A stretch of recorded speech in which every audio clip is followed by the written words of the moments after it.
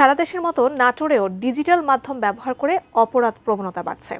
সামাজিক যোগাযোগ মাধ্যম ফেসবুক, মেসেঞ্জার ও হোয়াটসঅ্যাপ ব্যবহার করে নারীদের উত্ত্যক্ত করা, অশ্লীল বার্তা পাঠানো সহ ভুয়া মেসেঞ্জার কথোপকথন তৈরি করে হয়রানির অভিযোগ উঠেছে।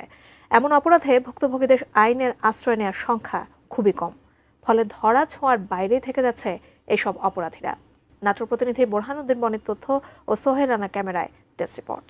যেমন হঠাৎ করে যে কোনো অশ্লীল গ্রুপে অ্যাড করে ফেলা, বিভিন্ন খারাপ বার্তা পাঠানো, ছবি, অশ্লীল ভিডিও, এগুলো তখন আমরা বান্ধবীরা সলিউশন করতে পারি না পারি বাবা মাকে বলতে।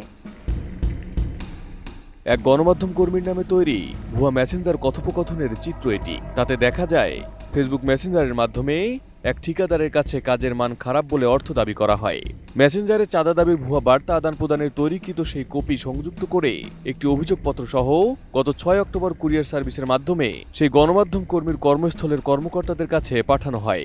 যে ব্যক্তি অভিযোগপত্র পাঠিয়েছেন, সিসিটিভিতে তার পুরো প্রক্রিয়া ধরা পড়ে।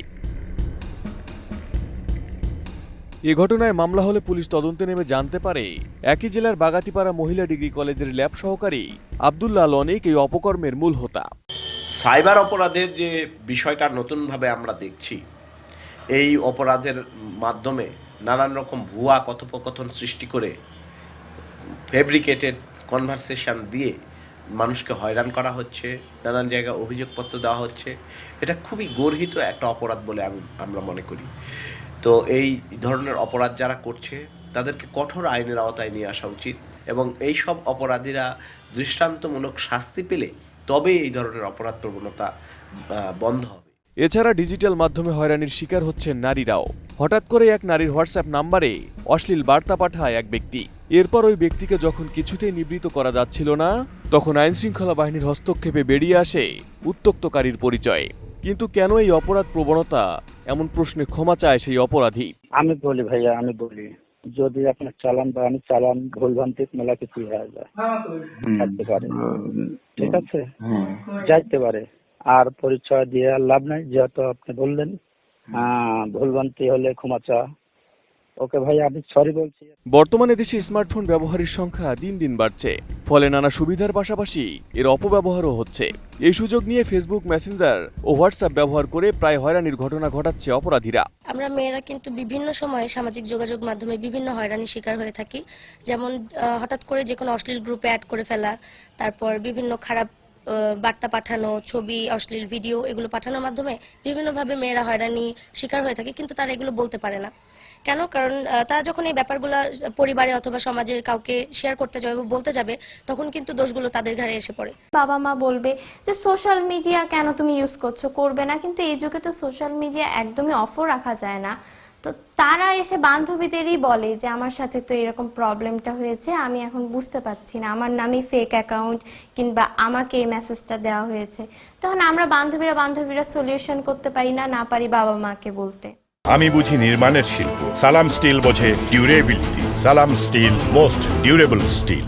এদিকে হয়রানির শিকার হয়ে অনেক ভুক্তভোগী আইনের আশ্রয় নেন না। ফলাফল স্বরূপ অপরাধীরা অধরাই থেকে যায়। তাই এমন অপরাধ দমনে ভুক্তভোগীদের সরব হয়ে আইনগত সহায়তা নেবার পরামর্শ প্রশাসনের কর্মকর্তাদের। প্রতারণার শিকারের ফলে যারা প্রতারণা করছে, অর্থাৎ প্রতারণার শিকার হচ্ছে যারা, তাদের বাদীগুলো আমরা পাই না। আমরা নিজেরাই সুও মোটা মামলা করি প্রতারকদের ধরতে, যার ফলে খুব দ্রুত তাদের জামিন হয়ে যায় এবং অনেক সময় পানিশমেন্ট হয় না। কারণ প্রতারণার শিকার তো পুলিশ হচ্ছে না, প্রতারণার শিকার হচ্ছেন আপনি শিক্ষক, আপনি চেয়ারম্যান, আপনি মেম্বার, আপনি সাধারণ জনগণ। যার ফলে আপনারা কিন্তু এইভাবে কমপ্লেন, আমরা দূর দূরান্ত থেকে কমপ্লেনগুলো পাই না। সাইবার সুরক্ষা অধ্যাদেশ 2025-এর অনুযায়ী এই প্রতারণার শিকার যারা হচ্ছে তাদেরকে সুরক্ষা দেওয়ার একটা বিধান তৈরি হয়েছে এবং এই ব্যাপারে আমরা বিভিন্ন সময়ে বিভিন্ন সেমিনার করছি। স্কুলগুলোতে আমরা যে অভিভাবক সমাবেশ হচ্ছে বা স্কুলের বাচ্চাদের শিক্ষার্থীদের নিয়ে যে সমাবেশগুলো হচ্ছে, সেখানে আমরা এই বিষয়ে সচেতন করছি। আমাদের উপজেলা নির্বাহী অফিসাররাও এটি তাদের প্রাত্যহিক কাজকর্মের মধ্যে ইনক্লুড করেছে। হয়রানির শিকার হলে যাতে অবশ্যই সরব হয়, কারণ সরব না হলে আমরা এই অপরাধটা প্রতিরোধ করতে পারবো না। আইন শৃঙ্খলা বাহিনী ও প্রশাসনের কর্মকর্তাদের মতে অপরাধ দমনে সচেতন হতে হবে সবাইকে। Desk report, ATN news.